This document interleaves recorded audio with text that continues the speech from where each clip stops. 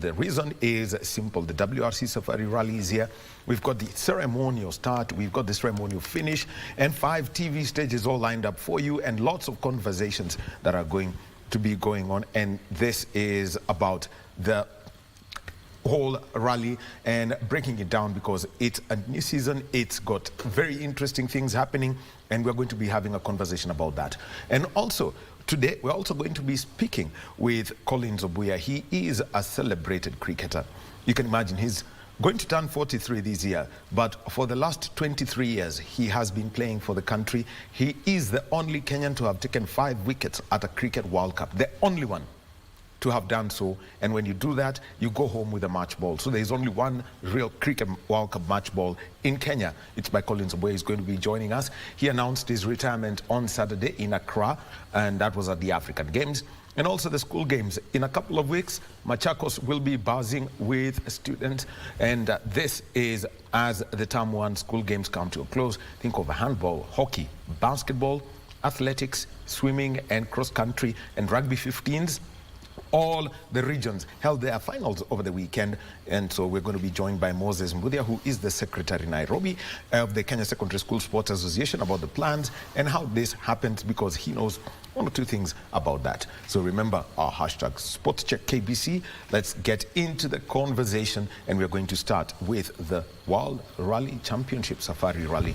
And in studio with us is somebody, and I'll just start with just a little bit of something about it, because he is won the 2-wheel drive championship year in, year out.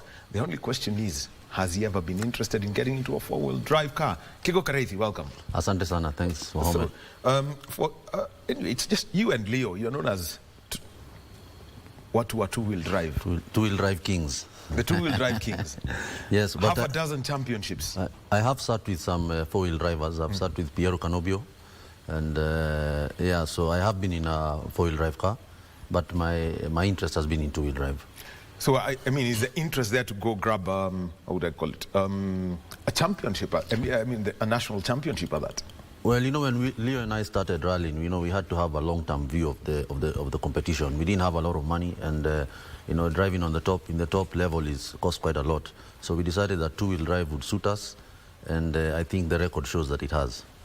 Well, very well, and I'll tell you that there's just one 2-wheel drive car. I think Hamza Anwar is going to be driving that, and so he's entered that. It's going to be very, very interesting when it comes to the entire rally. And for the WRC Safari, let's now just take a look back at the years 2021, 2022, 2023.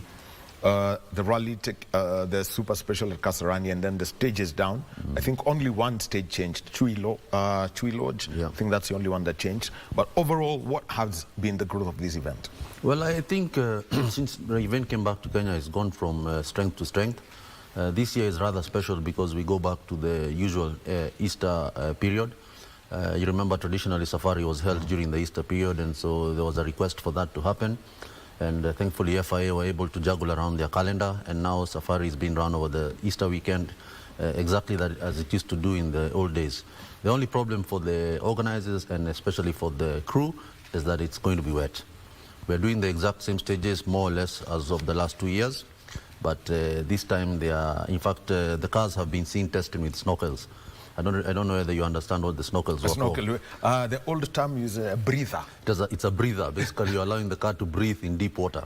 And this has not been allowed as a spec on WRC cars, but I guess for the Safari, because of the conditions, they are allowing the cars to put on snorkels.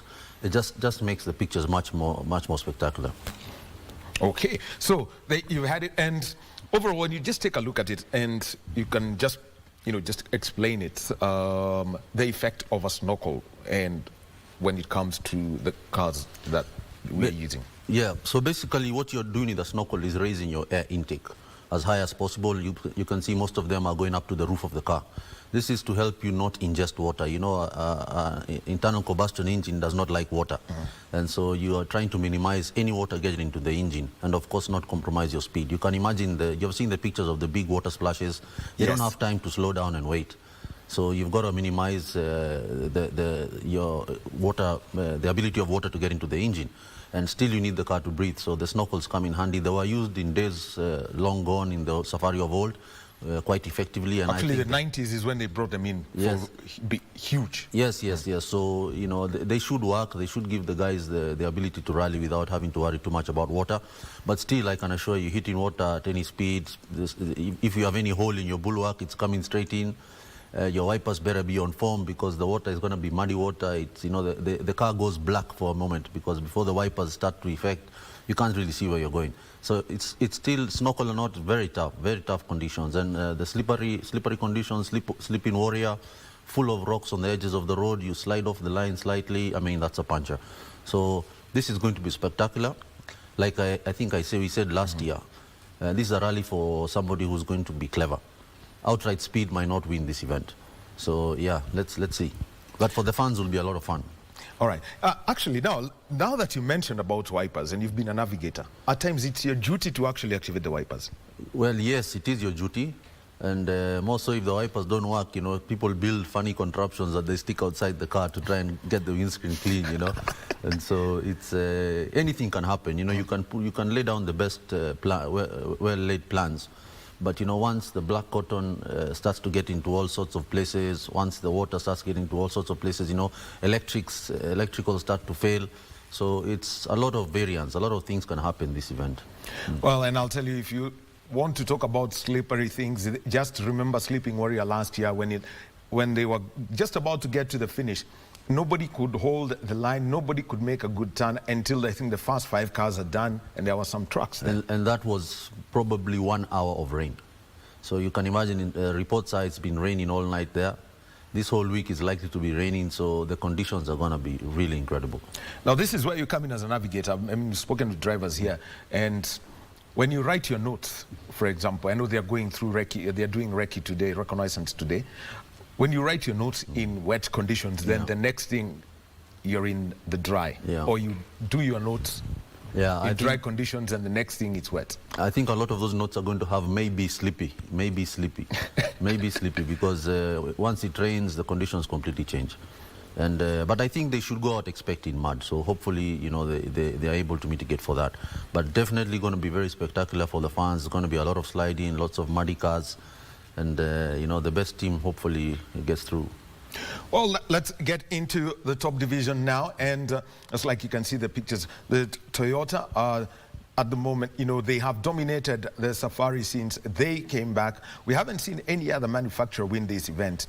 And the question, Kigo, I'd like to ask, what's worked for Toyota in the safari for the last 3 rallies? I would like to say that Toyota has a long pedigree. You know, their relationship with Safari goes back into the, you know, probably the dawn of the Safari itself.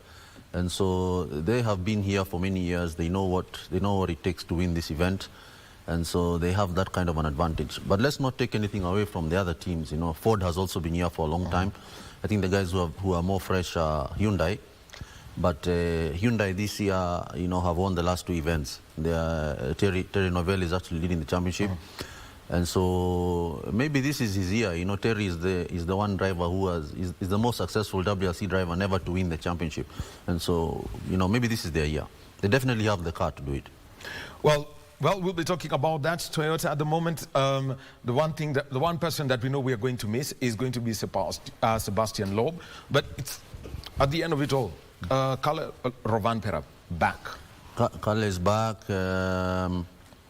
We're not going to see OJ. OJ is not here. I think the older drivers have a mixed calendar. And, you know, maybe the motivation for Toyota is to train some new guys. In WRC2, they have some 2 youngsters doing, I think, 2 events this year. And so maybe what we are seeing is a bit of a transition. The last 2 events, you know, Toyota has been completely dominant. And so it is good for them to start thinking about the future. Well, let's talk about the drivers that they've got. Alvin Evans, at the moment, he looks like he's more of the lead driver for the team at the moment. And they also have got Takamoto Katsuta. Those are the 2 main drivers. Then add Kalle Rovanperä and Ogier. But let's talk about Evans and his performance from the past 2 rallies. Yes, Evans is lying second in the championship. I think he came second in Sweden. Yes. It's, but somehow won the points. The new point system is just another story. Yeah, the new point system needs one to understand. But yeah, so Evans has been a top contender for a long time. I guess what has not clicked for him is luck. You know, rallying, there's a big aspect of luck. And you can tick all the correct boxes and just have your luck run out. It's a long season, 13 events this year. Let's see where he lies. Takamoto Katsuta with a fork maybe looked like Rally Sweden was going his way, then suddenly went off the road. Yeah, Katsuta also is, I would say in the top crop, probably the least experienced. He's in top flight WRC. He's been there for maybe about 5 years. The other guys have been driving for a while. So maybe teething problems, maybe just still learning the ropes slightly. But he definitely has the pace. He's shown that he can drive fast when it's required. And I'm sure the future is bright for him. Let's see. Well, let's actually now talk about another team, and specifically, let's talk about Ford. It's always considered half a team, but they've brought back Adrian Wahome and Gregoire Monster. Foremost, I mean, speaking to Richard Miller 3 weeks ago, I was quite surprised. I mean, not much expectation, but there's so much that he's delivered. Wahome is a young man, young guy who had an interesting route into WRC1, but he definitely has the pace. He was doing quite well, I think 2 years ago, before basically the Fords fell apart.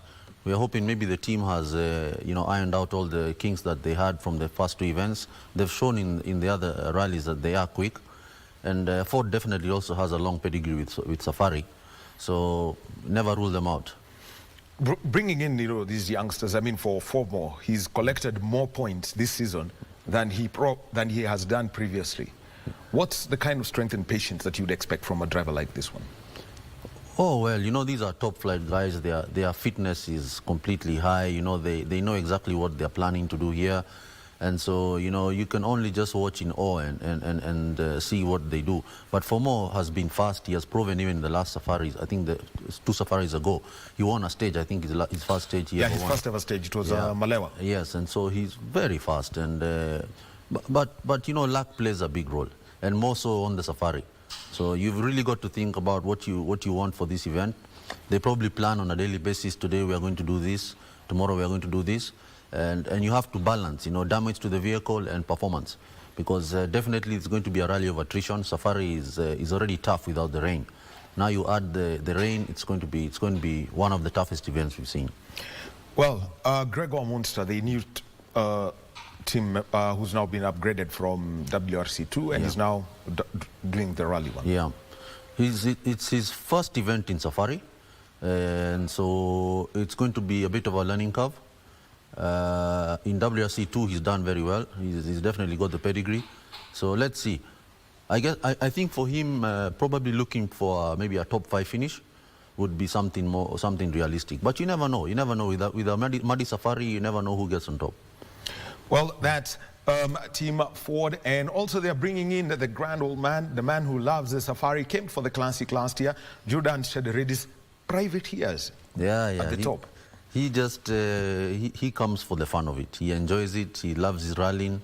Of course, not at the top pace of the top guys, but always a pleasure to see him, especially here in Kenya, and wish him all the best.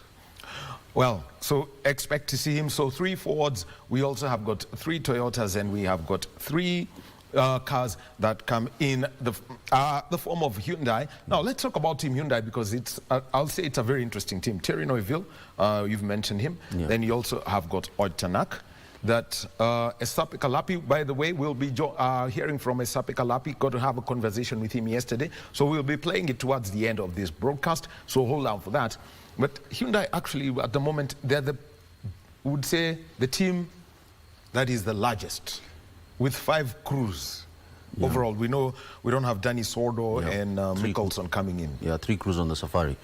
Yeah, so like I said, Hyundai are leading, Neuville is leading the WRC Drivers' Championship. So definitely he's going to look to, to optimize this event. But his 2 teammates are fast guys. I really wonder whether the team orders play in this era of rallying. But I can assure you, team manager Cyril definitely would have to think about it on day 3. If he had his top 3 guys in contention, I'm sure he would have to pick. because letting them fight, you never know what can happen. But, you know, Neuvel is definitely the favorite. He was doing very well 2 years ago, came out on the last day, unfortunately. And so let's see. We hope this is his year. Esape Kalapi, he had a great start last year, but you see, mechanical gremlins, at times, Hyundai, I think Cyril himself admitted, they really just couldn't understand what was happening with the car. But how have you seen them, you know, work out? And from the first two rallies, the surfaces have been totally different. Yeah. But how they work? They seem to have ticked the right boxes for this year. The cars definitely have been fast even in the past, but like you say, things just haven't worked for them. Having done so well in the last two events, Safari, is now the joker in the pack. You can make all your preparations, you can make everything, tick every box right, and still come here and come a cropper. So, let's hope they know what they are doing. Let's hope they have made the improvements. I mean, they have all the data from last year, and they know what are the things that took them out. So definitely their teams have worked on that, and the crews also are now more experienced. And let's see. Well, so we shall be looking out for them, and you can see on your picture that was a scenario where we had Esape Kalapi exiting the rally, and that was after he suffered some propeller shaft issues, some of the gremlins that he did speak about, and looks like they have sorted them out. And because ideally, if your drivetrain isn't rolling, isn't moving, then... Yeah, last year was quite terrible for Esape. I think he started to have problems on the shakedown, and that was just the whole message, or the whole sort of form of Hyundai's rally Safari last year. So we are hoping they have a better event this year. Like I say, the championship two rounds before, they have done pretty well. Their top driver is leading the drivers' standings, so let's see. Well, let's move on now to the second division, the WRC2, because that's where the conversation from we may look at Hyundai, Toyota and Ford, but the second division of this World Rally Championship has just turned out to be extremely competitive. Think of names like Gas Greensmith, we've got Kaito Kaitanovic, you also have got Oliver Solberg, so all coming in, and within that class we've got Carl Tundo, Karan Patel, we also have got Akif Virani, Saman Vohra. WRC2 has turned out to be the real deal when it comes to rallying. It seems to be very competitive, on the global, on the WRC stage. The tactics have to be quite particular, because the teams are allowed a maximum of 6 events. 6 events in Europe and 1 event outside Europe. So a lot of the guys who've come to Kenya have obviously chosen Kenya as their outside event. Now you have to choose the 6 events that you're good at. And so it's quite technical to figure out which are the events you're going to go to and which are the ones you're going to score. Here in Kenya, we have, of course, our local boys, Carl, we have Karan, we have Saman Bora, Akif Virani, and it would be good to see how they match up with the top guys like Oliver. And I mean, it's going to be a tough event. Well, first of all, let's actually now talk about our drivers. And first of all, Karan Patel, coming off an African Rally Championship win and having, with a change of cars, says he feels, scored as a little bit maybe better, and the deal is there. But what should we expect from, because there's so much on his shoulders now? Yeah, Karan and Tosif, we wish them all the best. They are driving the new Skoda Fabia. They've been posting quite a lot on their social media, going out testing. The car looks good. And so we definitely have high hopes for them. Of course, the competition is very stiff, but we can say that, Karan has local knowledge, local advantage.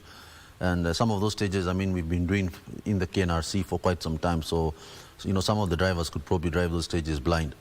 So let's hope that comes to play. But like I say, with the mud and the rain, it's going to be anybody's game. Actually, it's very interesting that you mentioned that some of the drivers, can try go blind on them. The thing is, some stages are now two of the stages are going to be done in reverse, one of them being Kedong. What's the whole effect, if, for example, because I think you've competed in such a scenario in the KNRC where they tell you go this way, but when the second loop, it's the other way. Yeah, I actually haven't taken part in an event like that, but what it does is completely, those are 2 different stages. It might be the same road, going in reverse, but they are completely two different stages because you're going to have completely different notes. And how you approach the hazards, the rocks, the water is going to be completely different. So very exciting for the fans, very tough for the crews, and I'm sure it's going to make some brilliant pictures for the media. Well, we'll be looking out for that because Kerong is one of the stages that can be a killer. It's known for its fresh, and rain. Now that becomes something else. Carl Tsundo and the upcoming drivers. Let's talk about Saman, Vohra, and also Akif. Saman is a new driver, although he has been competing in autocross before, and so he's not new to motorsport. I think this year he's actually leading the Kenya National Rally Championship, if I'm not wrong. Yes. And so he's quick in his car. Definitely doesn't have the experience being a new driver to rallying, but he's definitely fast. He's got the pace, and he's got a good head on his shoulders. Hopefully he is able to decide what he can achieve on this event. I always tell these guys a finish is as good as a win on the safari. That trophy that you put on top of your mantelpiece will always remind you. So finishing is also good, And so yeah, let's see how they do. Karan definitely much more experienced. He's been rallying for a while, and yeah, but still going to be a very daunting task. I would like to see how they do against the top guys. Maybe driving style will be slightly different because people like Oliver Solberg are probably going to be going flat out to win because he must maximize his points, this being one of the events he's chosen. So, our guys are probably not going to do more WRC two events. So maybe they also have nothing to lose and maybe want to see, measure themselves against the top guys. So let's see. Okay, and now let's, looking at this category, and this is where, the economics of rallying is somehow beginning to, get inside of it. What is that we're seeing with some of the drivers who ideally would at times be WRC1, yeah. WRC1, yeah. They look like they want to compete more in this. I think the whole idea of rallying, is maybe in the last, let's say 10 years, the price has really shot through the roof. If you want to compete at the top level, your budgets are, and that's why the top guys are the factories. In the old days, we used to call them the works teams. So, the usual Joe public is going to have a very hard time doing this. Or the privateers. The lifeblood of rallying are the privateers. In the old days, you would have maybe 4, 5, 10 works cars, and then you'd have 70 privateers. So maybe the FIA in their wisdom is thinking, let's try and reduce the cost of competing at a top level, and hopefully more privateers come in. If you see the list of the WRC2 entries, people who are entered in WRC2, entered by factory are about 10 teams. Yes. And then entered by private entries are almost 35, 40 entries. So these are the lifeblood. These are the guys who even the top teams can pick, because these are the guys who are coming in through the ranks. But you can only come through the ranks when you can compete on an even kill, and maybe that is the thinking behind WRC2. Well, and I'll tell you this, that it is just about 27, just 2 withdrawals that have come through. But let's now talk about some of these drivers. Oliver Solberg, he's driven Rally 1. Gus Greensmith, he's driven Rally 1 also. Yeah. And there's also Kaito Katanovic. Yeah, those are the guys who definitely are probably going to be at the top of the WRC2 table. Having driven cars which are slightly faster, then they're able to probably take these cars to the limit. And so those are probably the guys to watch. Oliver, of course, has a pedigree even from his father, and he comes from a rallying family. And I'm sure more silverware will be welcome in the Solberg mantelpiece. Let's see whether he can do it this year. And Charles Munster, brother to Gregoire, coming in, and for a driver like this, every time they come in here, if they were to say, Kigo, come be the person around me, what's the one thing you'd say to somebody like that? First time in Kenya, first time on safari, you bring your car to the end. The experience you garner just from coming to the end, will bode you well for the future of your rallying. And safari throws all sorts of things at you. We are a multi-surface event here. If you go to Sweden, it's snow. Safari is going to be dry, it's going to be wet, it's going to be sandy, it's going to be rocky. So you really need to know what you really need to plan how you're going to take your car to the end of this event with the least possible damage. The car that is in top working condition on the last day wins. And so, yeah, you need to think about it. It's not a flat-out event. Well, let's now talk about, one driver who's coming from, across the border, Yasin Nasa and Ali Katumba. Yes, these are guys who've come to, they've done rallies in Kenya before. They have competed in safaris many times, so they are like local boys. In fact, I would call them local entries because, Uganda and Kenya, our conditions are almost the same. In fact, the same, not almost, they are the same. So these are local guys. Again, taking part in a WRC safari rally is something you want on your mountainpiece. So everybody's thinking about, the silverware at the end, the ramp at the end. So I don't think we'll see any drama from the local crews, most of them. Many of them want to get to the end and pick up that silverware. It's a feather in your cap that, not many will have. So, and especially this year, I think there was a rally in the 70s that was called in 70s or 50s was the Magnificent Seven, because Actually, it was twice. I think 65 and 68, when only 7 crews finished. Out of an entry of almost 80 to between 80 and 100 cars started, and seven finished. If the weather continues as it is, this is likely to be such an event. So to finish an event like this will be something that you'll always remember for the rest of your life. So I know a lot of the crews are thinking about that, especially the local guys. Well, and even in recent years, we've seen where, the atrophy rate has been so huge that at times when you hear that 10 cars have come, get back to in the days of the KICC finish, then you hear that 10 cars are there, then you just know that anyone who finished would celebrate and probably take 2 days of sleep, to recover from this how tired they were after driving 4 or 5 days non-stop. Let's talk about our local drivers. Andrew Moirori and Edward Derogede are one team, Minesh Rathod and Gordon Noble. Then you've got Nikhil Sachania and Deep Patel. Those are the 3 who've entered in the main event. Yeah, so, I mean, these are also experienced guys. They've been running for a while. I think with the exception of Andrew. Andrew took part in 2 years ago. I think he was driving for the Betika team.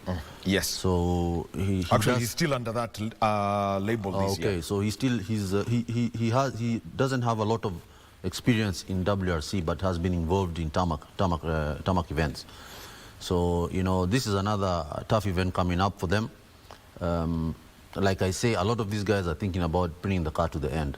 This is actually going to be one of these events like the old days, where you bring the car to the end and you pat yourself on the back. The stages are going to be treacherous, especially when the top guys have passed. They're going to dig them up, and just getting through with the guys at the back of the field is going to be a real nightmare. So we wish them all the best. I hope they've all been working out, keeping fit, because this next weekend is going to be tough. And I'll tell you, yes, when you're driving 1,300 kilometers of competitive rallying, this is not your usual thing. I mean, everyday driving, 500 kilometers drains you. Yeah, and if you're coming out to push every 5Ks, it's going to be crazy, especially for the navigator.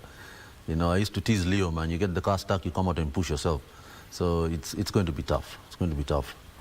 Now, well, let's talk about now the other local entries, because we've got 10 entries, and, for Jasmeet Chana, quite unusual that he's going to be doing a Rally 2 car, but its arrival, I mean, at times some things you can really put them off. I'd love to see him do the main thing. Yeah. But there is doing the second loop and rallying late into the evening. What's the biggest challenge for that? Of course, the guys at the back are likely to be rallying in the dark. Rallying at night has its own problems. Just to mention Jasmeet. Jasmeet is a very meticulous planner. He has, when he buys a car like this, he's got a long-term view of the championship. It's not just about safari. He wants to rally that car and probably rally it very successfully for the next 3, 4, 5 years. So this year might just be a learning rally, might be just figuring out the car. And from next year, you'll see what he does with it. So yeah, running at the back is crazy. It's at the Parc Fermé. I remember when we did our rallies, you'd find the top crews coming back from their loop while you hadn't even left. And so you realize how far back you are and how long of a day you're going to have. Because you have to come back, and then they have a holding to allow the top guys to go through. and then probably 10 minutes later between the top team, the top tier and us, they let us go. Meaning if you have a stage that starts, the last stages of all 3 days are going to be in the dark for a lot of these guys. And then from the last 2 years, we've seen how traffic has become. I'm hoping this year that the police commissioner and the traffic commandants have come up with a good plan to keep maybe funds in check, because that also plays into the cruise safety, the cruise time, and so let's see. Actually, now that, because Kego has mentioned that, I can go back to last week where we did have our the chief marshal, Karibu Moko, and also we had Abbas Murbe, who is a safety officer, and also the chief safety officer, Norris Ongalo, talking about it and saying that the police will be deployed there. And if you have any plans of having bad manners on the road, then the Naivasha is the wrong place. And not just police officers, they're also going to have traffic marshals, especially on Moi South Lake Road, which is the direction towards Hell's Gate for the final stage on Sunday. So remember, you can get onto our YouTube channel, you will get that interview, and you can get to know how every plan is there. And also remember, there's going to be another briefing, this time on safety, not just about that, but again, this week they're going to give us more briefings on safety and security of the rally. Now, let's talk about the mentally preparing for an event like this, because somebody may say 1,300 kilometers, okay, but when you hear crews saying, for example, on Saturday, saying that the safari is one of the longest events, but nostalgically, it's just about a quarter of the old rally. It is a quarter of the old rally, but the whole timing system has changed. You're in much more of a hurry, in my opinion. In those days, they used to time lost, so, you went and the fastest person won the event. It didn't matter how long you left, you finished the staging, you just lost that time. Today, you have a lateness cutoff point, which is 15 minutes between stages, and for the day, which means if you're late in your intended time, 15 minutes at any point, you're disqualified, you're time barred. So you're in a hurry more, and things are happening rather quickly. Now, 1,300 Ks doesn't sound like a lot, but I can assure you, one 36-kilometer stage done twice, let alone the other 2 that you do, it's enough. It's enough, I can assure you. You're reading notes, you're strapped in, you're stressed. You are, for example, if you catch the car ahead of you, or if you get caught, there's the stress of the crew getting overtaken or overtaking. I don't know whether you saw, there was a clip during the East African where one of the crew caught up with another one, and they have an overtaking mechanism where when you're I think 100 meters behind, you can press a button and there's an alarm that shows up in the car in front. But once the alarm shows up, then it's up to the crew to decide whether do I let this guy pass or not. And a lot of crews during the heat of the moment, although you're supposed to do it, it's a regulation that you're supposed to pull over and let the other car pass. A lot of times the drivers are excited, adrenaline is flowing, and people are like, wachana na huyo. And then when you get to the end of the stage together, and because the guy behind you has been driving in your dust, understanding that you have refused to pass, tempers are heated. There's a famous incident with Gilles Panizzi on the safari where he actually came out and started punching people, He was very angry, and he was actually fined 50,000 euros at that time. So, it's a long rally, anything can happen. And, 3 days of doing that, on Monday morning, you are almost dead. So hopefully the fitnesses are up, people have been training, doing some cardio, eating well, and, hopefully the safari is kind. Now, the other thing, because it's very important that, you're mentioning some of these little nitty-gritties about it. For navigators, ideally, just take me through your day. Because everyone knows a driver, but they really don't know what kind of work that you do. Well, you're the timekeeper, you're the timekeeper. You're the one who is making sure you're entering controlled zones at the right time, making sure you're exiting those zones at the right time, keeping time at the service park, letting people know. For us who are a small crew, I'm the one who has to tell people, we have 10 minutes left of service, we have 5 minutes, 3 minutes I tell my driver to get in the car. I'm the one who ensures that, we have water in the car. If it's a rocky stage, did we take 2 spare tires?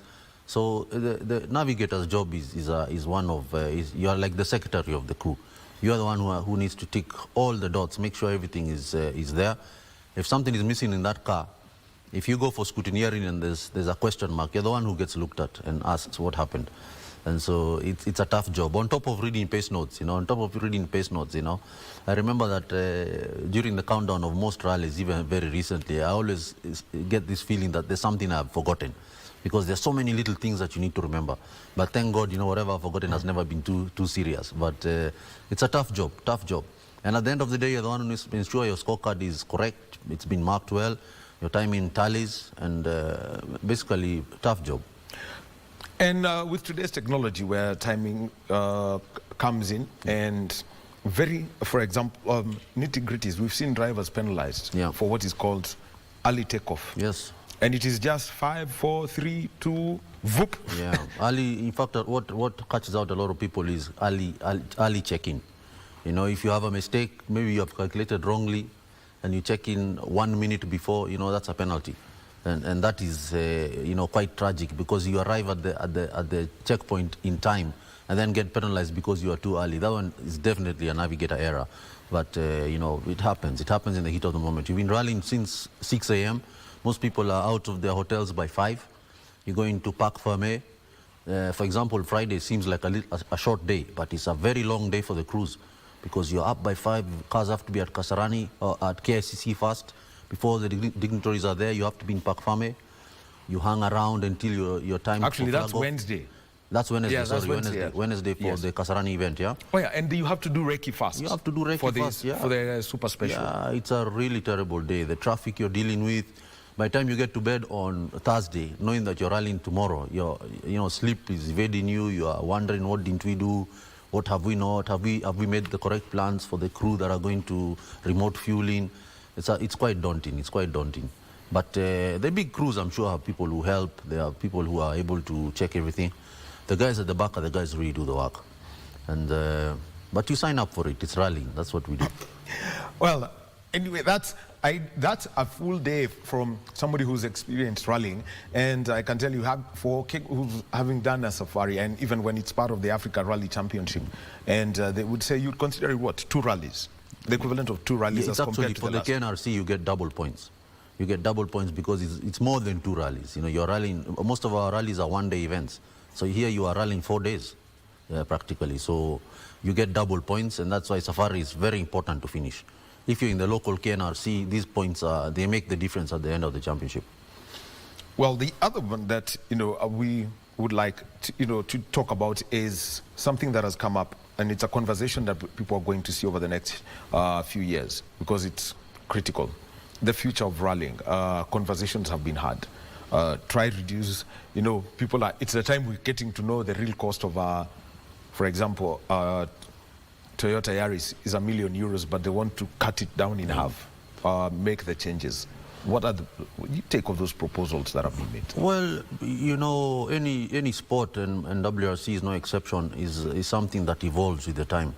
This era of WRC 1 cars, hybrid cars, maybe is coming to an end. And the cost of maintaining these cars, the cost of rallying these cars, basically only factories can do it. Will we be able to see a championship where there are many more privateers? I'm not so sure. WRC is still a very expensive sport. But the FIA, in their wisdom, are able to come up with rules and regs that can allow a lot more people to rally, especially in WRC too, and competitively. And maybe even at the grassroots, we need to look at our own championship here. We always have conversations with people like Mzee Anwar, Azza Anwar, who is very passionate about grassroots rallying. We need to try and homologate cars here that can be run by locals. Like I say, an event which had 40 pro boxes would be more exciting than a car that has one Group N, or 3 Group Ns. So we need to start thinking about that, because sometimes it's not just about the car; it's the competition, And if that's what we can afford, why not? I think in Europe they even have class-specific events. You even have the Toyota Yaris Championship, where it's Toyota Yaris, all 1300 cc of them, but the racing is completely nuts. It's completely competitive, and that's what attracts the fans to it. But it's all good to have, RC2 cars, 2 of them in the KNRC, yes, and the rest of us are driving ends, driving two-wheel drives. It looks nice for the fans, but is there really competition? I don't know. So I would say we need to think about how do we ensure many more people can compete on a level footing, so that it's not just about the car, it's about the driver. Well, let's now talk about some, now the stages themselves. Yeah. We start with, Friday may be considered, the day when, with, how would I describe it? When warm up, when it really comes out. Yeah. The morning stage. Yeah, it's you can call it a warm-up, but Kedong traditionally has been a very, very difficult stage. By the end of Kedong 1, if you don't have one serious problem on many cars, then maybe the rally wasn't that tough. But like I say, add the rains, add the mud. I just hope the organizers have made provision for enough mud cars, mud tow cars, because a lot of people are going to need to be towed out if this weather continues as it is. Kedong is already very flat, so it's going to be a lot of accumulated water sitting. And, with the fesh, I don't know, I've actually not seen a wet Kedong rally. So I don't know what's going to happen. I think it's the description of hell. But, these guys are prepared. They have snorkels. They have in the old days, the tires were called mud grip tires. And so they have made provision. But like I say, the guys who are really going to do the work are the guys at the end, because the crews at the back of this event are going to meet the road conditions altered by the top cars. Top cars are very powerful. They leave ruts. They churn up the road. So when you come in your slightly less powered vehicle to a road that's been churned up by a WRC1 car, and it's a wet, black cotton soil road, it's going to be drama. Loldia and geothermal? Those are rocky, not like, also going to be muddy. There's a lot of black cotton up there on Loldia. In fact, that whole area is black cotton, if I'm not wrong. Yeah, it's black cotton. Rocky with black cotton. So the rocks may be the saving grace, because then you have grip. But the stretches that are going to be, black cotton only, it's going to be a problem. But let's see. Before the first return of the safari, there was effort to go and grade some of those roads. And Michel Mouton, who was the official at the time, said that, we want these guys to come to Africa. We don't want them to come and do a European event in Africa. We want them to come and do an African event. So I think this year they are really going to get the meaning of that African event. Well, and let's talk about the last day and how you manage this, because this Sunday you've got short stages, 8 km for Malewa, or Serian, or Serengoni as it is known, is 18 kilometers. Hell's Gate is 10.5. Yeah. But this is where you've got only 15 minutes of service.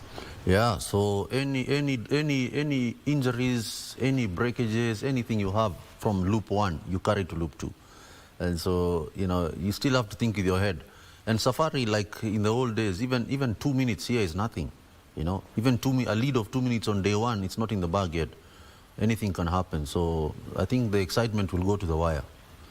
So how do you manage this, especially on the last day? Because with the current point scoring system, there's a points for Saturday, and then they call it Super Sunday, because you've got the power stage, which comes with bonus points.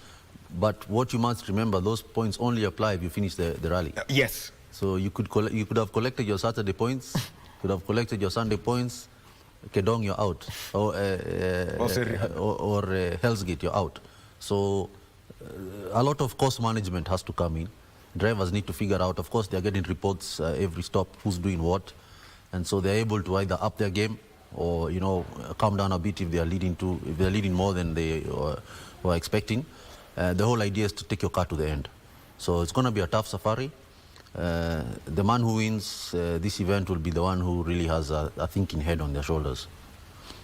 Talk about the thinking head as we close. What kind of thinking head do you want? You have to come up with a plan. This is not about outright speed. you need to preserve the car, and you need to preserve your own body. You need to preserve how battered you'll be feeling on Sunday morning. Because the crew who are fittest, the car that is fittest on Sunday, those are the guys who take the prize. And this is 2024 Safari Rally, and it's wet. It's going to be wet, and remember that crews will have to do a lot of thinking. That's what is mentioned, and that includes weight management. On the final day, you decide whether you're going to have one spare tire or two. Exactly, depending on the stages. If it's not too rocky, you can leave the extra tire at the service park. Okay, how many kilos is that of weight? A tire could be about 10 kilos, if I'm not wrong. Aha, wow. Quite interesting. Kigondu Karedi, thank you very much. Asante sana. All right. We'll be having more conversations, and remember also that we've got Esapekal Lapi. We had a conversation, with him about his preparations for the WRC Safari Rally. We'll be grabbing that. And then afterwards, let's talk and celebrate somebody who's called time on his international cricket career, Collins Obuya. That's coming up after this short break. Our sign language interpreter has been Lucy Moura, bottom right of his screen.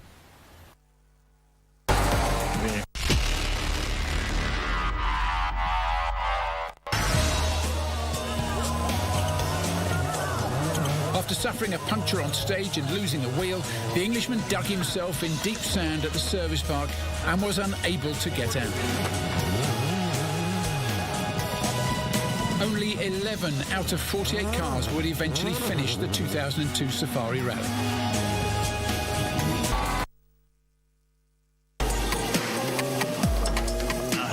Sainz saying to Ruby Anderson, it has to break. It's not possible to bring a new car to this rally and win. But of course, we had done a lot of homework, and that coupled with the ability of Colin, we just managed to, win the event, which was an incredible achievement for such a car early on in its career. We realized just before the stage start that there is no base notes, and then we thought, okay, what can we do? At the time, we had a helicopter from front. Can you follow the helicopter? A good try, yeah. Just fly above the road and take semi-fast or medium or slow corners. Maybe you can do that. Okay, we'll try.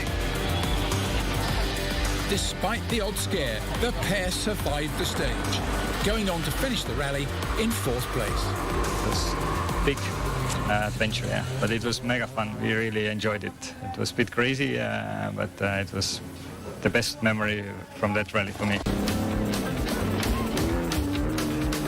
The most successful Safari driver was Shekhar Mehta. Having competed no fewer than 20 times there, he took 5 WRC wins in Africa, making the Kenyan the undisputed king of Safari.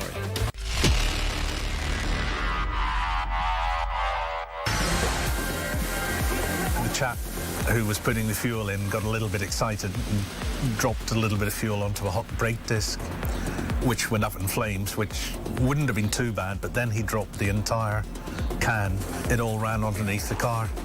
And I couldn't get out my side because of this wall of flame, and got my seatbelts off, and the next thing I knew, Björn dived back in, got me under the arms and pulled me out. And his expression afterwards was that I come out like a champagne cork out of a bottle. Pretty terrifying moment.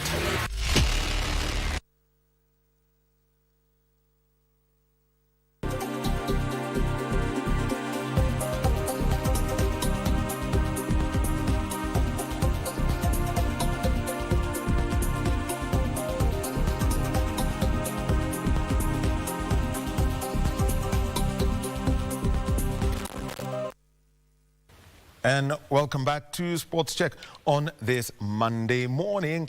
It is the week when you're going to have the Safari Rally, counting down, and everyone's waiting for it. If you are going to be in Naivasha, please make sure that you abide by the traffic regulations that are going to be there. And so we're going to have that huge conversation around that. And remember also that we have got an Esapekal Lapi interview that is lined up for you. We're going to be playing that out, so as we build up to the Safari Rally.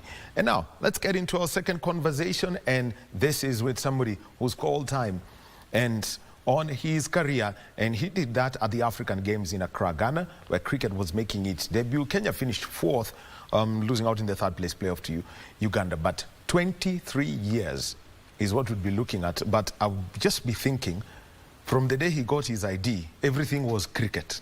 talking about Collins Obuya. Collins, Yes. congratulations. Thank you very First much. of all, I mean, on your career. Yes. First of all, you know, for you coming from a cricketing family, I think in 1996, your older brother Kennedy played in Sri Lanka, India, at the World Cup. You, just going by it, you were barely into your teens. How did that pull you up to the sport? Yeah. First of all, my name is Collins Obuya. I play cricket as in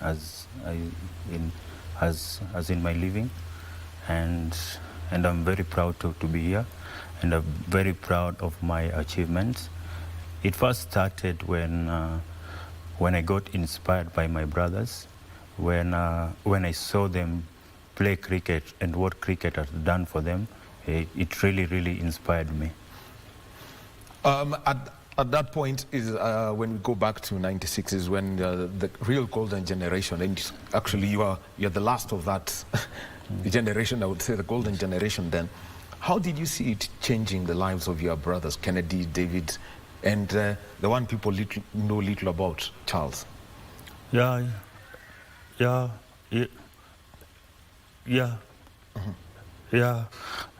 Yeah, I can say it really changed my life, because seeing them playing and their achievement that they have achieved in cricket, it really motivated me to be motivated to play cricket more. Well, here you are. You've just turned 18. You get called to the national team. I think Sandeep Patel was the coach then. What did that make you feel? Yeah, I can say it made me feel better. It made me be inspired by my brothers, and being called in the training in the national team. It really motivated my goals, and it really motivated me to work hard and try to achieve as much as possible. Well, not much was known about you then, Collins, but I think breaking into the national team 2003, you're playing. You got 13 wickets at that cricket World Cup. 13. Yes. 2003, but the 5 wickets that you took against Sri Lanka at the Nairobi Gymkhana. Yes, take us through that moment again. Yeah, my first World Cup, it was really nice playing alongside my brothers. It really encouraged me when I was playing my first World Cup. I didn't know how to go about it. But when my brothers were in the team, David was in the team as my brother, and Kennedy was in the team as my brother, and Maurice Odumbe was in the team as a club mate. It really motivated me, and it really made me relax and to focus on my performance. Okay. Well, the pictures that you're seeing on your screen right now are that memorable moment. That is, he was only, I think he was, what, 19 then? Yes, I was about 19 then. Yeah. Good. We'll be coming back to that, and that's his brother Kennedy there, who was a wicket keeper. Let's take a short break, and then we'll come back and talk about the experiences of the 2003 World Cup and also other career highlights that Collins Obuya has had.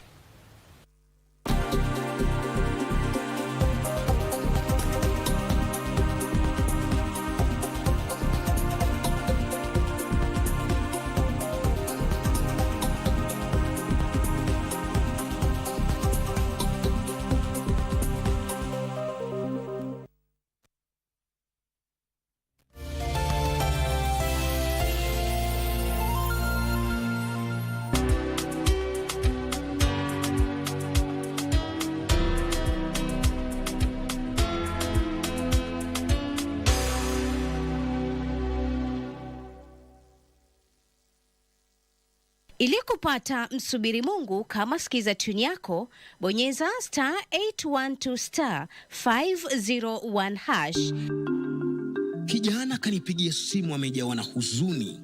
Amefadhaika yuhoi. Nikamuuliza kunani? Japo nimetia jitihada za mtu wa kujenga nyumba kwa mate, nikaongeza kumcha Mungu, sifanikiwi. Naishi kama lofa mlala hoi, kabwela wa madongo. Kupata msubiri Mungu kama skiza tune, bonyeza *812 *501 hash. *812 *501 hash. Please, give me a sign. Give me a sign. Easter season is a strong pillar of the Christian faith. My house shall be a house of prayer, and you have turned it into a den of thieves. Here on KBC Channel 1, we have lined up an assortment of programs to commemorate this significant season. Are you the Messiah? If I tell you, you will not believe me. From movies, Take him to Herod. to music, dramas to themed worship shows. Jesus Christ is the beginning and the end. I don't know what you're saying. We plan to keep you spiritually nourished as we celebrate the death, Forgive them, Father. They know not what they do. and resurrection of Jesus Christ. This is not just the celebration of the death, but above all, the resurrection of our Lord and Savior. Why do you seek the living among the dead? KBC Channel 1, Kenya is watching. Kitu kiliyoko Nairobi, nyumba ni za kuwekelea kichwa. Kumbe unichwangi wewe. Nitakuwa nitoa 500 na wewe unatoa 1000. Why? Seti. Na hii inaosha mpaka vyombo vya habari. Hizi vyombo ni sahi hoteli. Saa ingine iko kule Zanzibar. Galgalo yako wanahesabu siku kama miaka 10. Utachifungua lini? Chagula, chagula, chagula, chagula. 1 2. Ani meanaga baka. Hata manager mwenyewe huyu. Nafikiri amenoneshwa na nini? Sinafanyanga hiyo nyumbani.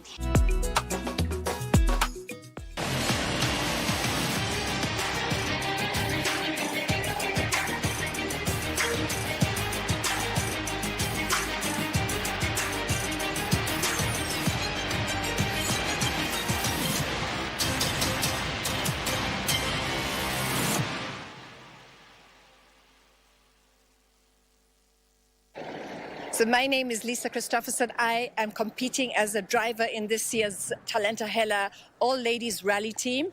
And it's very, very exciting. My name is Lisa. And if you don't know what that stands for, it stands for Life is So Amazing. Yeah? So also remember the song, what doesn't kill you makes you stronger. Everything you do in life should make you stronger. Gain that experience that takes you to another level. I always believe life is like a book that has many chapters. And this is one of the chapters that we are experiencing. So follow me on my Instagram, Lisa_Christopherson, and you can be part of my journey. I would like you to follow me on this journey and watch me live on KBC, guys. Tutaonana.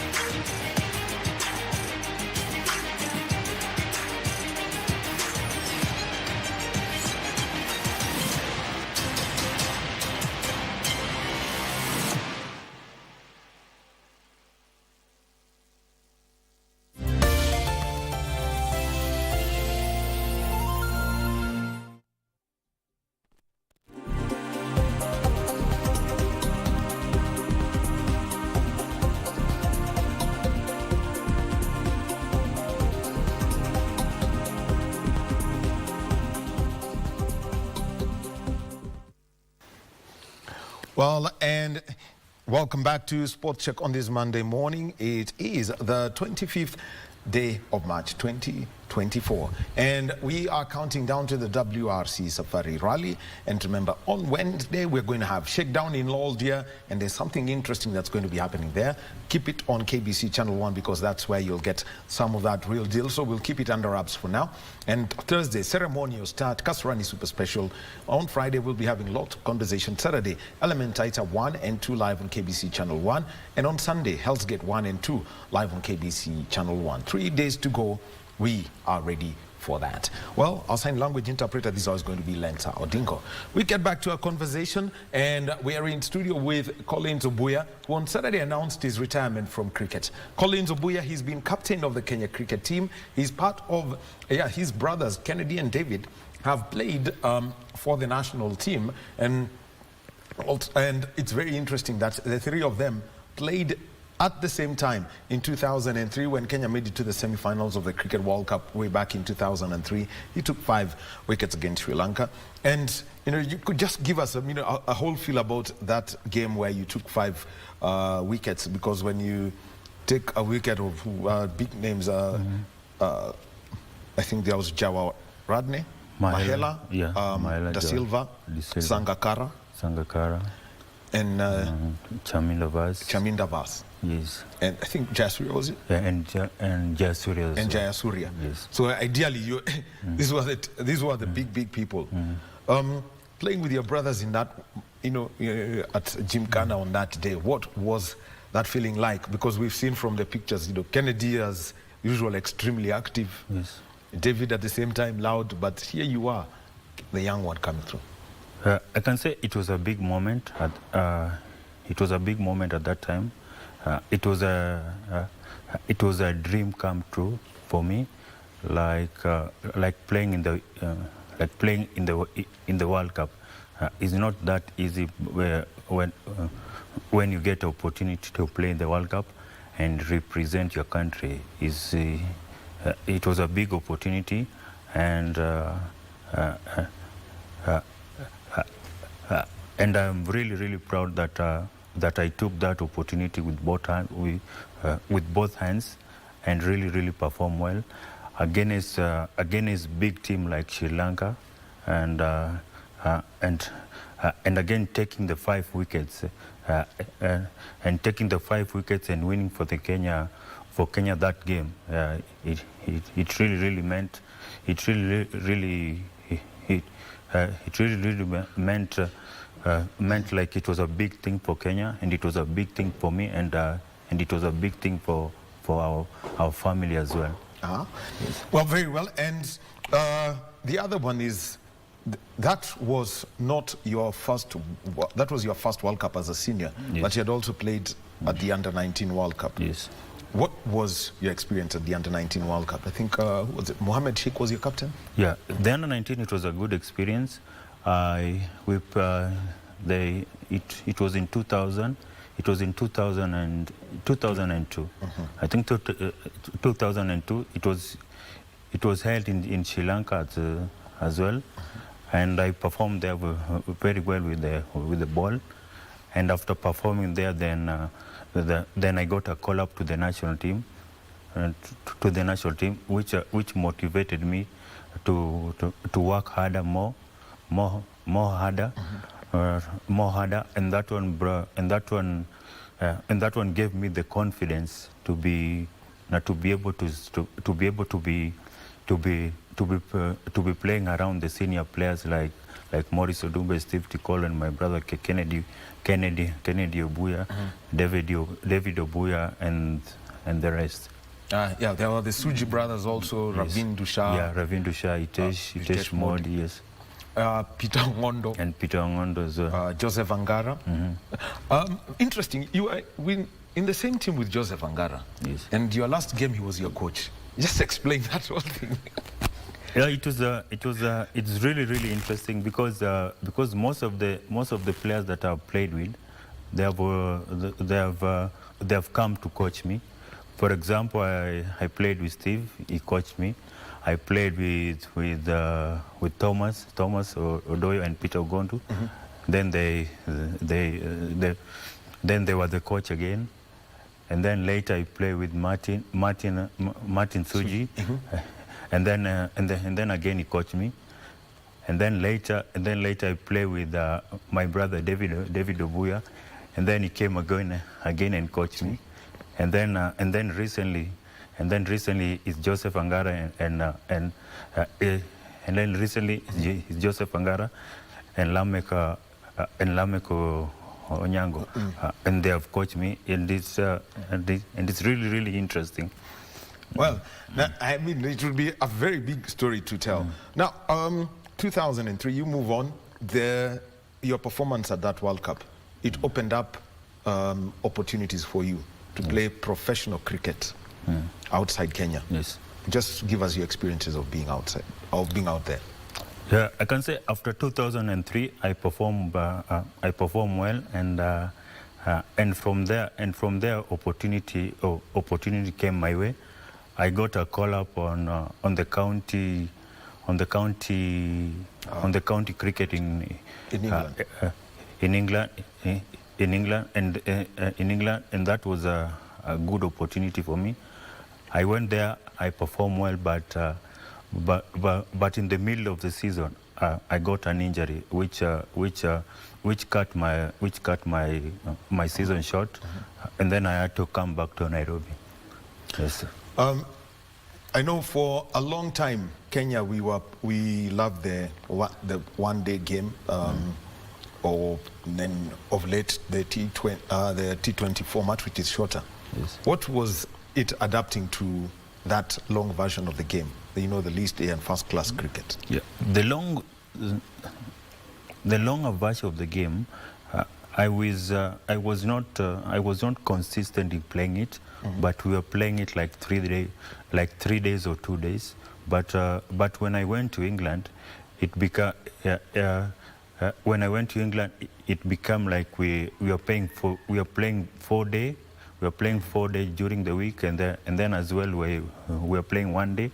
We were playing 1 day, and we were playing 1 day, and 2020 not to follow it up. It was very, very much cricket, and it was a good opportunity for me, which I managed not to perform very well beginning of the season, and like I said, it cut short my season having got an injury. Yes. Well, let's talk about, for you come back, and everyone knew you as a bowler.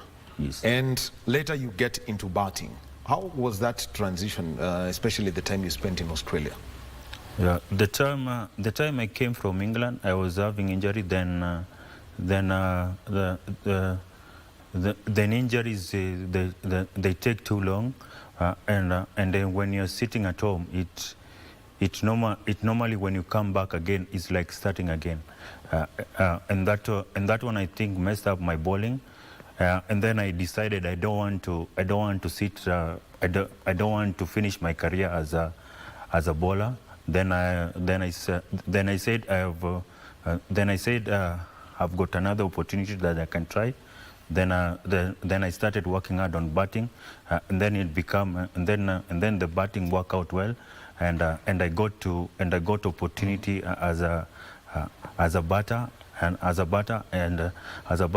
then I perform in the team. Now let's talk about that transition. So you have to play now, not right at the start usually, but as a middle order batsman. How did it start? Because you now became an all-rounder.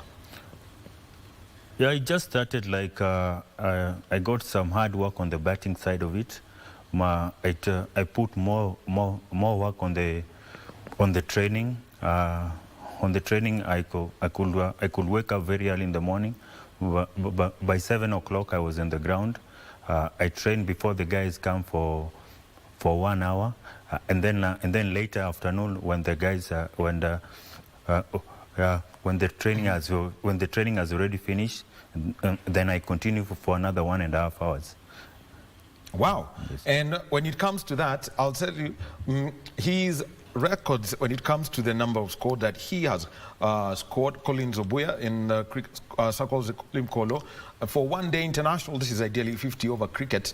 104 matches, he's been on the crease 89 times, 2,044 runs. Even as you call time on your career, you're one of 4 Kenyans to have scored 2,000 runs. Yes. How does that make you feel? Yeah, it made me feel very proud of myself and very proud of my achievement. I could not have asked more than that. It's only that It's only that when there's a time to start and there's a time to finish it. Yes, and that made me very proud of my achievements, and I thank God for that. And also, he's got a very good, impressive strike rate of about 69. You played at the 2011 World Cup. That was the last time Kenya was at a Cricket World Cup. Yes. Jimmy Kamanda was your captain. Yes. You scored 98 runs against a then extremely feared Australian side. Yes. Just take us through that match, because incidentally, that's the match where Kenya scored the highest runs, 252. 252. Yes. Yeah, on that match we are, and to say that I'm very proud of myself to have scored 98 against Australia. It was not that easy, and because Australia, as you know, they are world-class bowlers, and world-class bowlers, for example, Brett Lee was there, Sean Tate was there,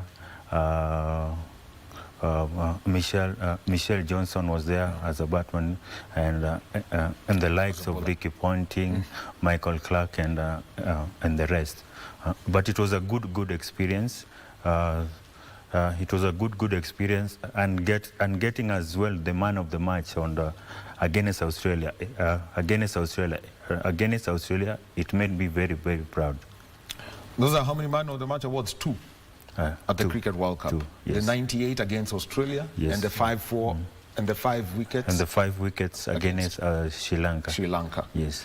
Now, just give us, the experience is that, everyone says for the 2020 career, 16 years plus, the third longest T20 international career. That is something that, you hold, you're going to hold on to. It can be, unless somebody extends that. Yes. When T20 came in, how did that change your mindset and approach to batting? T20 cricket, you see, T20 cricket it's a game of entertaining the crowd, and when you entertain the crowd, you get the recognition. And you be seen around the world like a entertainer, and I wanted to finish on high and to entertain the fans that are watching me, and that really came well, and that really changed my game and gave me the confidence to perform. How did you see players adapting? And for example, because you also used to bowl, how would you adapt to bowling? Because you don't want to concede runs at the same because of the explosive nature of 2020 cricket. T20 cricket, you cannot predict that you're going to bowl well or bowl badly, because the batsmen are taking more risk than 50 overs or maybe test cricket. The batsmen don't fear to get out, and when you get your chance to bowl your 4 overs, when you go for less runs, you'll be thanking the batsman that day, and when you had a bad day, it's going to be really a bad day. Yeah, because because just describe to people, for example, because you have both roles, bowling and batting. Yes. What's it like when you strike that ball and it goes straight out of the ground, say 4-6, and that is when you're batting, and when you're a bowler, you just take a look at it and wonder where it's going. Yes. Well, when you're batting and bowling, it's very interesting, because when you get picked, you can do both things at the same time. When people are bowling, you can expect your chance to come and bowl, and then when guys are betting again, you can expect your chance to go there and to go there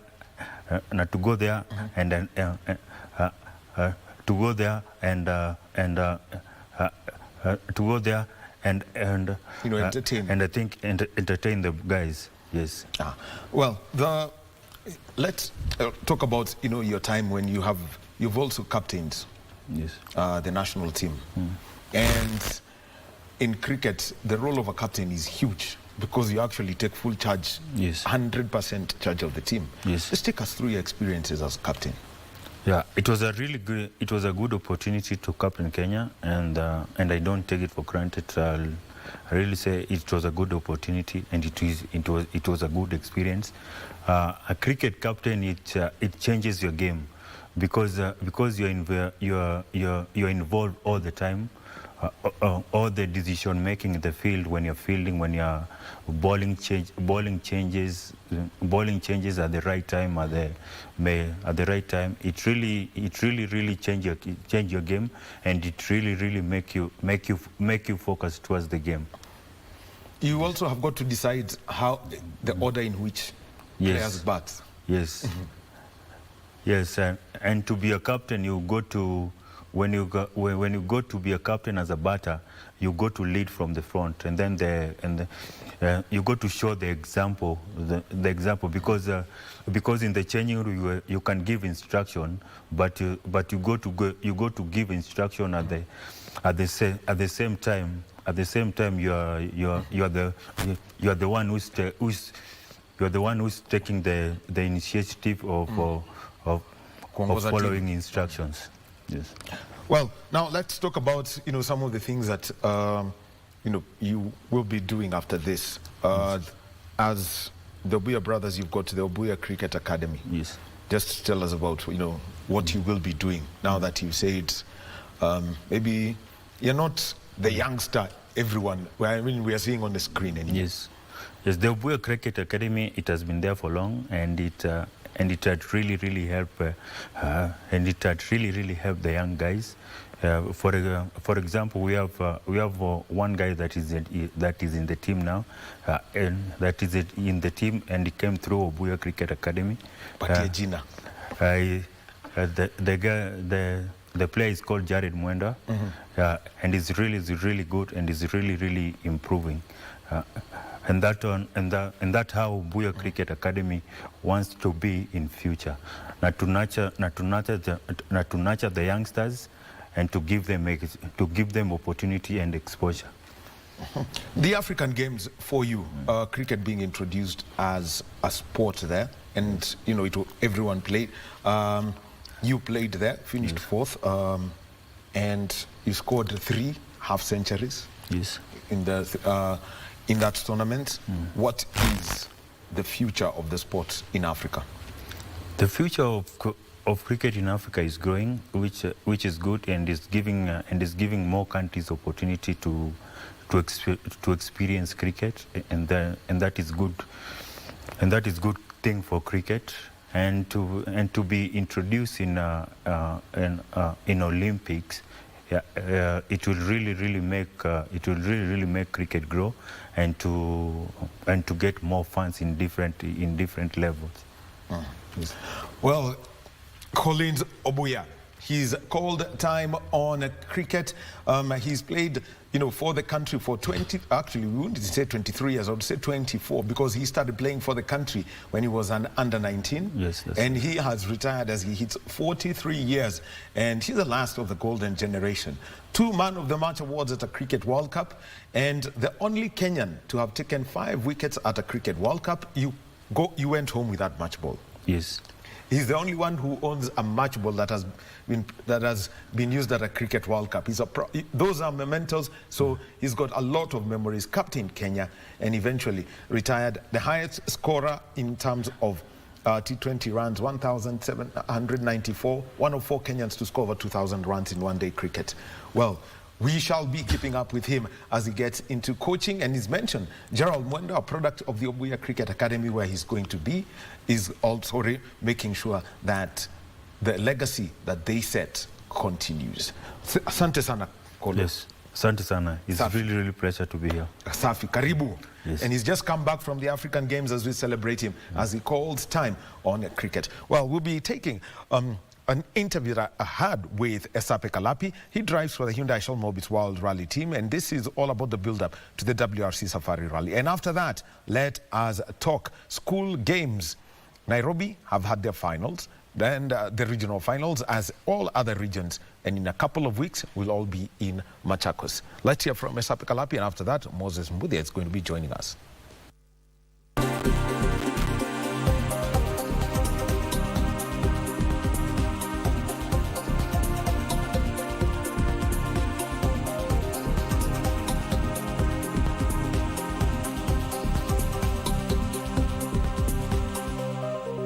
And this is an interview with the person who won the last round of the World Rally Championship. Esape Kalapi drives for Hyundai Shell Mobis World Rally Team, and he is here with us. So just to give us some insights into the car setup this year, you know, how well prepared they are, and also what he feels about coming back to Kenya. So, EP, good to see you back in Kenya. And let me just start with how, you know, the season has started for you, and the feeling for Hyundai having won the first two rallies.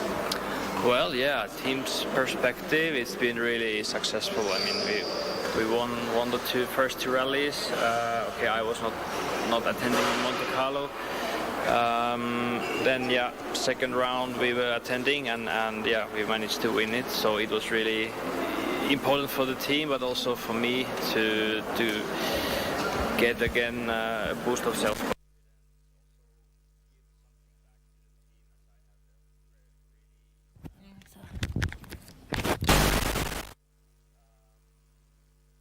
The beginning has been promising, but we also understand that everything can change in a one rally. So, and we are very early on this season anyway, so it's 11 rounds to go. So, but yeah, start has been good. Let's talk about the car. And you know, you had some reliability issues. You know, last year in the Safari, you couldn't push at 100%. Changes to the setup? Yeah, the guys in the workshop, they've done a big job to evaluate and analyze.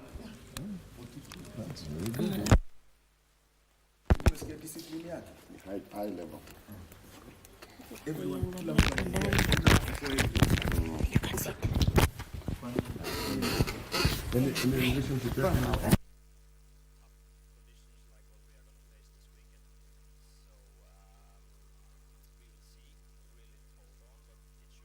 should. We have also some other new things on the car for this year which are giving us a little bit more grip, but I'm not going to go too much details about that. Okay. Let's talk about, you know, tire choices this year. Wet weather expected. It's the fast gravel rally. It's unlike any other. How are you going to go around that? Well, I guess if it's going to be wet, it's very clear that we will use the soft tires all the time. Even, I think last year, even when it was dry, it's so the gravel is so soft that we are still using the soft tires. Okay, if it's very warm like it's now, and if it's going to be dry, then we need to consider the hard compound. But I think it should be fairly easy with the softs. Let's also talk about the introduction of the snorkel, and in testing, how have you found the car working? Well, it was fine. I actually didn't really feel a big difference. I'm sure there is a small performance drop in terms of the engine power as the air is not really coming against you anymore. It's sort of sucked from the roof, so it's dropping the performance a little. But anyway, we come here much higher altitude than we are in Europe, so the engine performance is dropping anyway. So I don't know, can we really feel the big difference in when we add the snorkel? But it looks impressive. I mean, it's like old school stuff. Thank you very much, Esape Kalapi. He drives for the Hyundai Shell Mobis World Rally Team, and he will be sitting alongside Yone Firm. And remember that they also have got Thierry Neuville and Martin Vigier in that, and also Oitenak is part of the team. And remember, all the action is going to be coming to you on KBC Channel 15.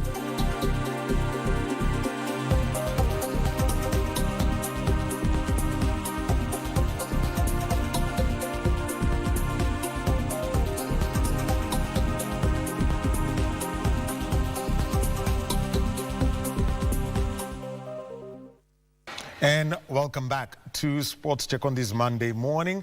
Well, conversations as we build up to the WRC Safari Rally. Remember, it's 3 days to the start of the event, so it revs off at the KICC. But on Wednesday, we've got shakedown happening in Loldia. That's where the drivers go test their cars, and they go to extreme limits to find out how they're going to be ready for that event. And there's something special happening at Shakedown this year, so we'll keep that under wraps. You'll only find out about it on KBC Channel 1.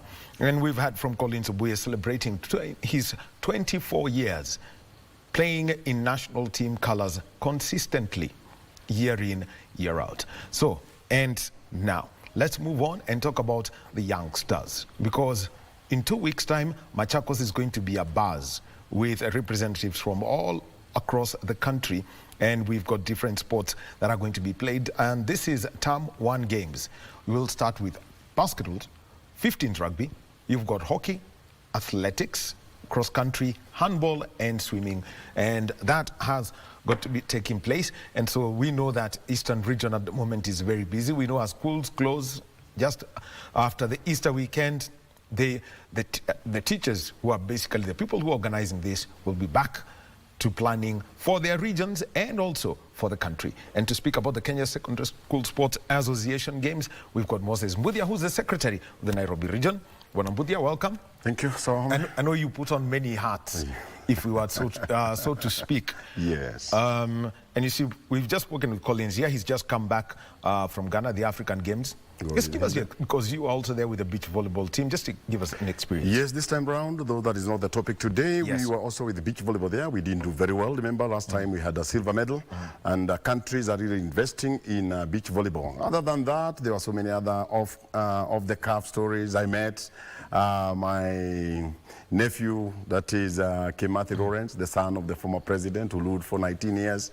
And he was very happy to be associated with the Kenyan because he has a Kenyan name. Remember, his father named him after the late Dedan Kimathi, happened to be my uncle. But that will be a story for another day. Now, back to what you've just said, I want to say Ghana was perfect. And I want to say the people of Ghana are super because they are very hospitable. And as you've said, today we are zeroing in on secondary school. I would rather go there now. Let's talk about secondary schools, and because it's the term 1 games that we are dealing with. So, for example, the Nairobi region, let's talk about the competition, and let me just touch sport by sport. Yes. We see Pangani girls come back and claim what they had has been considered for a very long time. Very true. Their own. Just give us the experience from the hockey. Yes, in a nutshell, we had a very superb finals for the games, starting with athletics, where even Rirota Central Secondary School is back.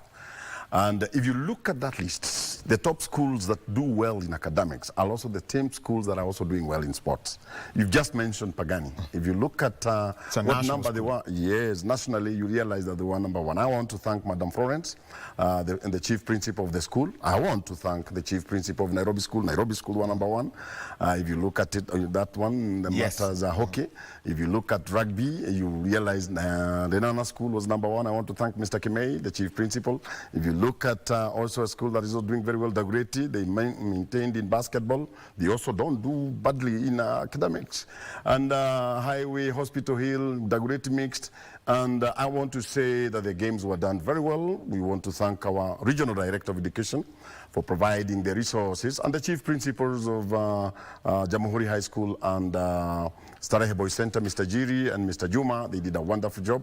And boys and girls were able to enjoy the facilities, and even other sponsors who came in on board, like the water from Coca-Cola and what have you. Maybe we shall be discussing that one as we go on. The question was, Pangani is back. Very true. Pangani, for many years, they had won the national title. Yes. Not the regional title. That time, they were under a gentleman by the name of Query. And I want to thank Madam Florence once again for making sure that the girls are also doing studies and they're back on field. The girls did very well because you had zeroed in on Pangani. They did very well. And they stopped a very strong team called Mweki. And Mweki had invested heavily on hockey. But the penalty shootout stopped Mweki from going ahead. And Pangani, they are equal to the task. Don't forget, the last year, the title was won by Hillcrests. and they were a bit late in coming to Eldoret because they had to use a plane, and that morning there was fog in Eldoret, and they did not make it. That's why we didn't perform well at the national. But that's a story for another day. Well, everyone knows that, yes, at times when the weather does that. And very interesting, just taking a look at this. Hillcrest, where are they? Well, they were there. The boys were there. They did very well. They were stopped by Nairobi School. Yes. Because I can see the Hillcrest boys here. Yes. From Langata. I think the girls. The management of Hillcrest might have been annoyed by the action of last year, and they were not happy themselves because that school would have done very well. And I think I don't want to speak for them. So this time round, they were not featuring much, but the boys were there. Lenana Jamhuri School have the two schools that have dominated boys hockey in Nairobi, but this time around went to Nairobi School. What's the change here? Jamhuri was yesteryears, 90s, when Akatsa was there. But they have been overtaken by other schools like, as you've said now, Nairobi School, Upper Hill, they've been a force to reckon with. Hillcrests have also been a force to reckon with. And I want to thank Mr. Juma because he's also back with that same hockey that you're talking about. But this time, he went to the final in basketball. So I want to thank a young man from Nairobi School called Frederick Othiambo, who is doing a very good job. He's the secretary of Westland Sub-County, and he has also been coaching that team. He's gotten support from his chief principal, Mr. Maina, and he has been able to add up all the teams in Nairobi, the big house, not forgetting that Highways Secondary School had also a very strong team. So in a nutshell, I want to say Nairobi School did their bit. They did not just use the hockey stick. They also used what is between their ears, and they were able to do this. Well, a lot of brain. They say if you go to play hockey, you've got to use a lot of brain for you to deliver that. Basketball girls, Buruburu girls are continuing their domination, and let's just think, but also let's take a look at and remember that Western are waiting for them. I will tell you one thing. Buruburu been a force to reckon with in basketball for many years, during the time of the former principal, Madam Kimei, Mr. Obingo, who was behind it during when the game's teacher. And now we have a gentleman by the name of Mr. Otieno. Mr. Otieno and the new principal, they have worked on that team very well. And they were able to stop very strong teams. Soweto, that does very well in volleyball. They are back now in basketball. And they were stopped at the semi-finals by Buruburu. But if there is any team that Buruburu was fearing, was that team, Soweto. Then there is the school from Kibra, that is Olympic High School, a force to reckon with. And this fear, and of course Our Lady of Mercy from South B, these teams created fear for Buruburu, and Buruburu had to go out of their way, and they trained hard, and that's why the lady and the gentleman, Mr. Otieno, emerged on top. Western, we are waiting for you. That's what we can say. Okay, Western, look out for that Chigoi. And Musugu, make sure you prepare, because Wanambude has simply said this is going to be an extremely tough time for everyone who's going to be there. Now let's move on and talk about boys basketball. Dagoretti High School, Mwalimu Mheshimiwa Orero. Yes. He left teaching. He's now MP Kibra. I don't think he has really left teaching because he was our chief guest. No, once a teacher, always a teacher. He's the one who gave us trophies for the winners. But we know he's now still a public employee.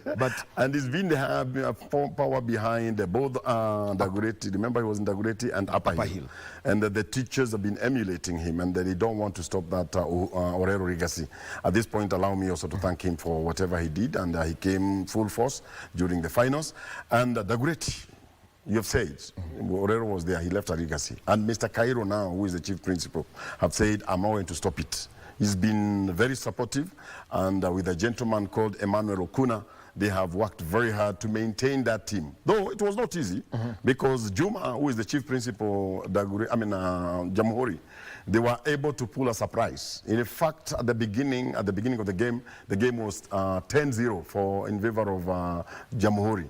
But of course, experience is the mother of everything. They were able to add up later. Well, handball, this is another sport, and Dagoretti mixed now, taking the girls. High Ridge. Yes. Yes. Yes, the Great Mixed, the season team, I think they took over from us, Jogo Road, because after some time they were able to beat us, and after that they have now dominated in hardball team. This is the team of my chairman, that is Mr. Maurice Okumu. Mr. Okumu has been consistent, and the girls are good to go. Last year they didn't do very well. At the nationals, I know very well the principal was involved in a number of meetings as the first vice chairman national, but I hope this time around he'll be there for his team. So Highridge also from Westland, they did very well under Madam Otom. And I think to me, you never know what next year holds for Highridge. Well, very interesting, because we are going to be talking about next year, because next year is going to be the start of something else in the next 2 years. Yes. Handball boys, and what are the prospects? Knowing very well that Nyanza and Hospital Hill, here they are, they're defending champions. Yes. So that means you're taking two teams. No, we no longer have that rule nationally these days. It is stopped after some time. We only have the winning team. It doesn't matter whether you are the defending or not. You've taken the path of the World Cup. Yes, FIFA World exactly. Cup. It is you win at your own region. If you don't, you have no business going to the national, because you're going to lower the standard. So Hospital Hill, the defending champion nationally, defending champion in Nairobi, but for 3 seasons, they have met Highway, and they were beaten by Highway.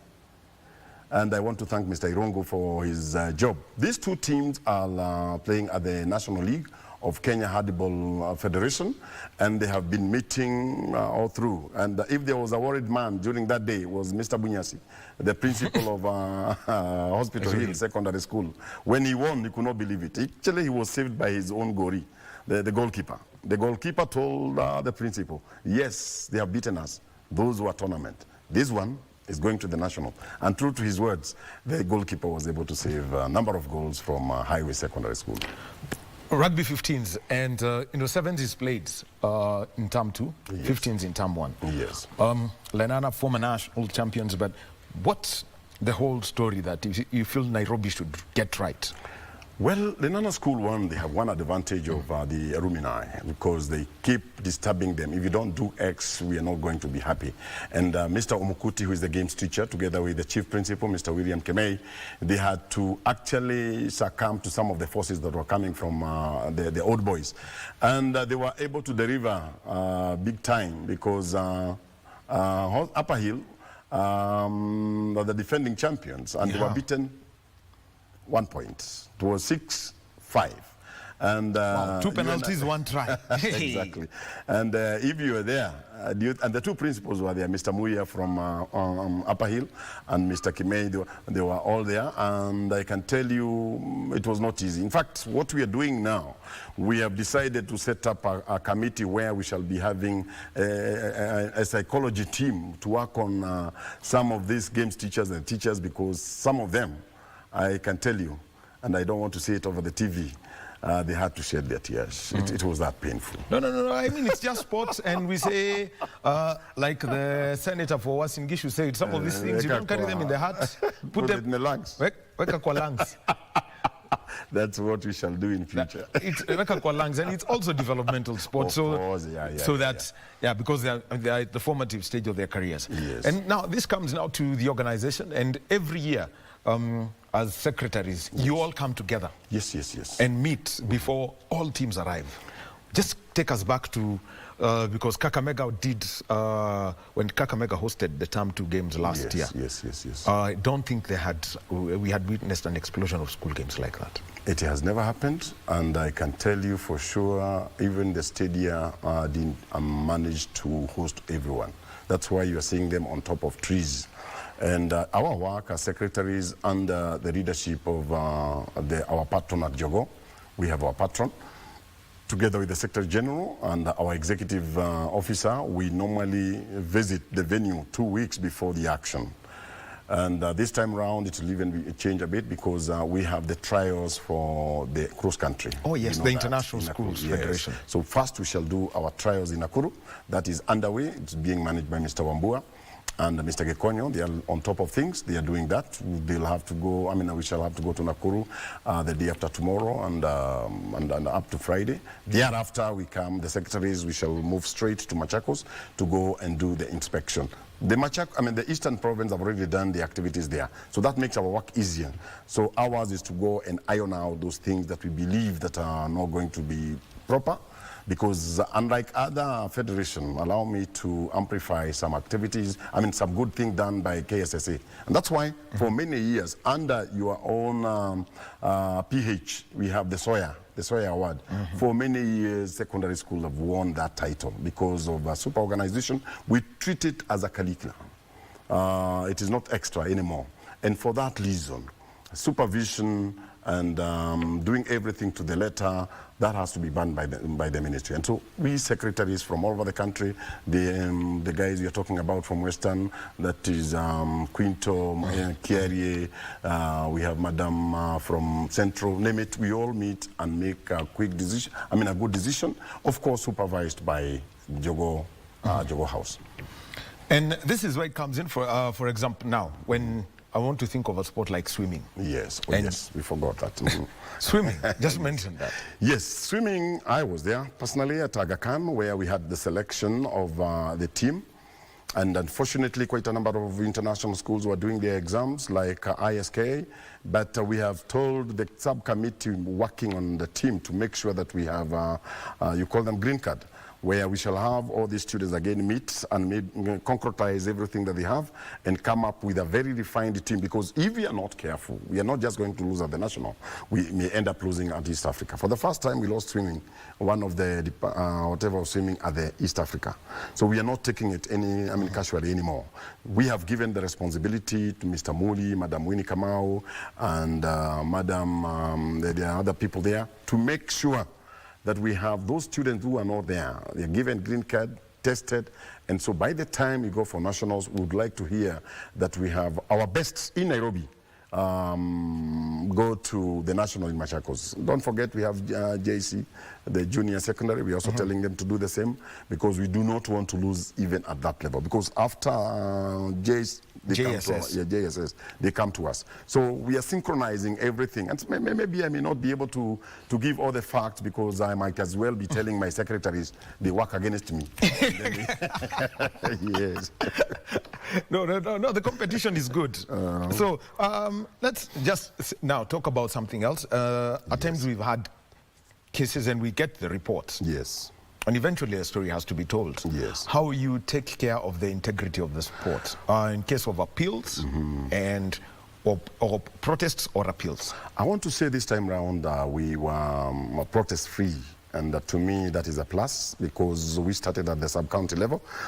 We had 11 sub-counties, and they did their bit. They screened the student at that level, and they came up with a green bill of health. By the time we were meeting at the region, there were no madoadoa, there were no, sorry to use that word, there were no taints of any irregularity. And as you have said, sometimes integrity counts. You can imagine being taken to a jury to be discussed that you have an illegible player. It is very sad, and we have told the teachers that this time around it will not just be the teacher, it will also be the principal. So I think they have been able to adhere to those regulations, and we have come up with a new system. Okay, what would be the sanction on a principal? Well, the TSC and the Jogo House will take care of that. I do not want to really overemphasize on some of the things that will be discussed at that level. But we're not causing fear in a way. But why don't you do a clean thing? I mean, why we are winning at the global level, at the international level, is making sure that we have the light edge. And I can tell you, for example, Uganda, they'll beat us at East Africa. But when we come to the federation, they can't beat us. Why?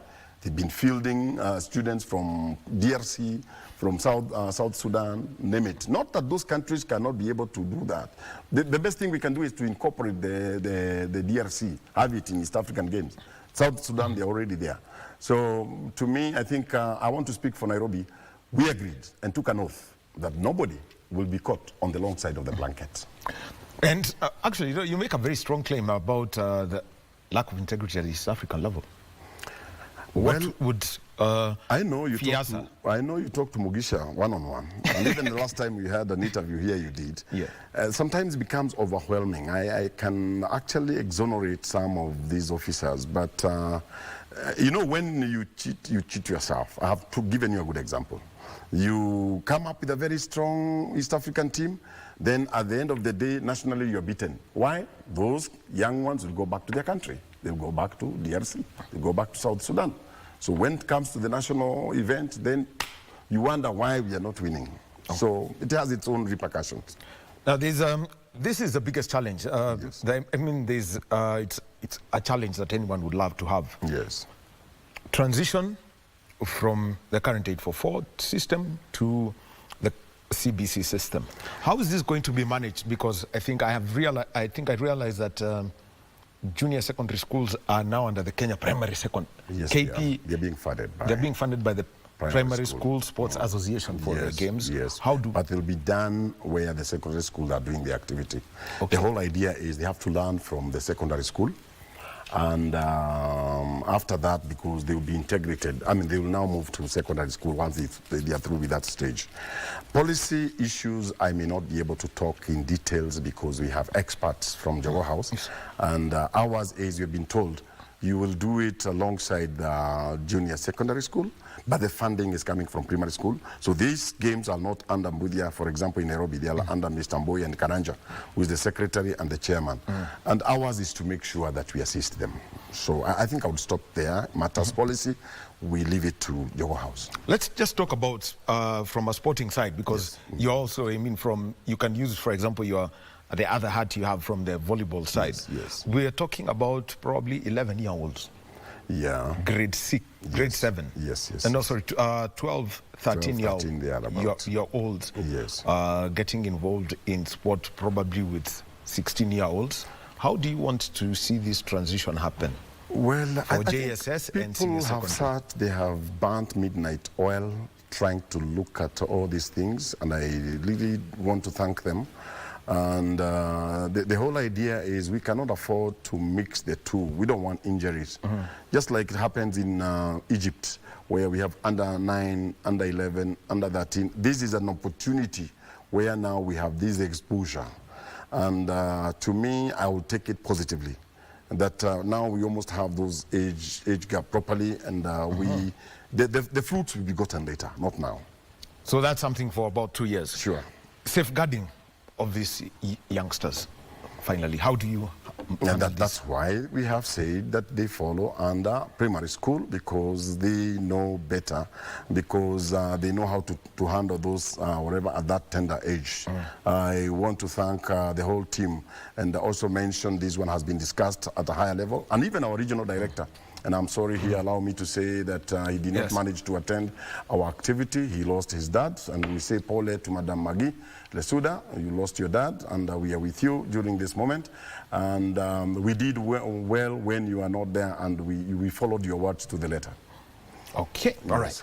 Asante sana. Thank you very much. Thank you very much, Mr. Moses Mbudia, for being with us.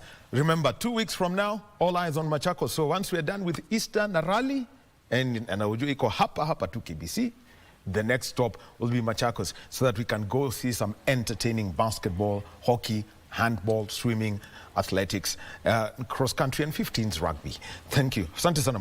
Thank you so much. Thank you for being with us over the past 2 hours. My name is Daniel Wahome, the sign language interpreter. This hour has been Len Saudingo. Coming up next is Kurunzi Mashinani with Khalid Abdullahi, followed by our interview program, Tamrini. Have a good day and be blessed.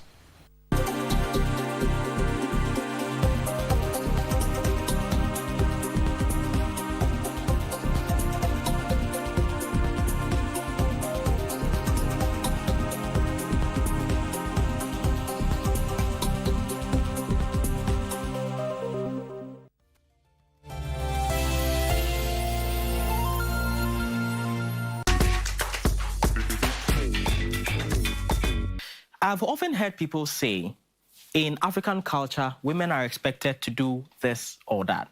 But in my Akan culture, both men and women can boil cassava and prepare soups. Let me know why your culture doesn't allow men